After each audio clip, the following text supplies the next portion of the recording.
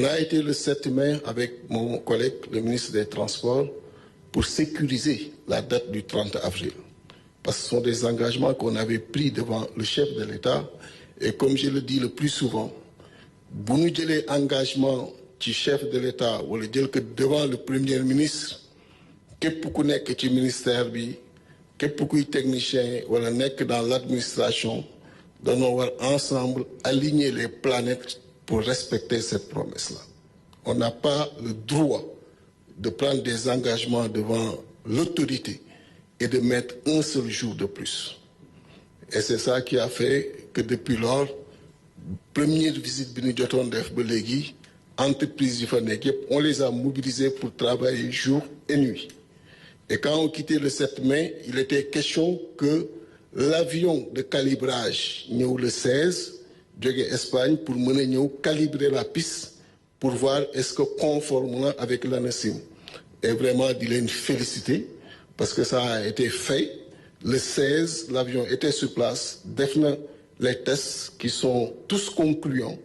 Et ce matin, quand je venais avant Méignon, j'étais avec le directeur général des infrastructures aéroportuaires au téléphone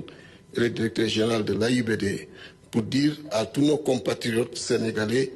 d'ici et de la diaspora que donc, Inch'Allah, conformément aux engagements, le 30 avril, l'aéroport de Ziguinchor sera ouvert pour les vols de jour et dès le lendemain, le 1er mai, le DG de l'AIBD a pris les dispositions pour le premier vol commercial. Restant sur les aéroports, on peut dire qu'au moment où on parle, Michel Ning, que je félicite, a beaucoup travaillé sur le dossier du programme de réhabilitation des aéroports secondaires. Il y a le directeur des infrastructures aéroportuaires avec le secrétaire général adjoint du gouvernement et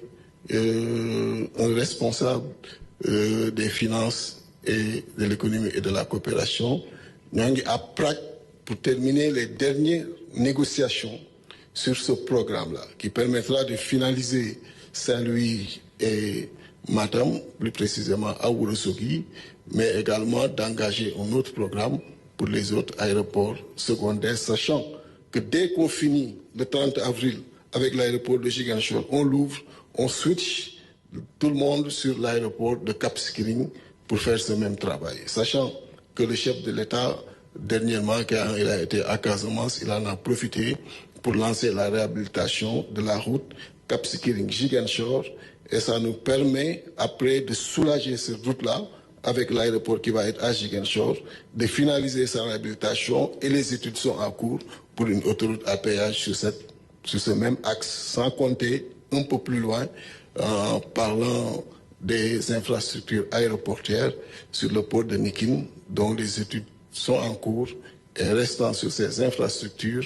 annoncer qu'avec la visite qu'on a eu à faire sur le port de Ndayan, les infrastructures sont prévues d'être livrées au mois de septembre 2028 avec une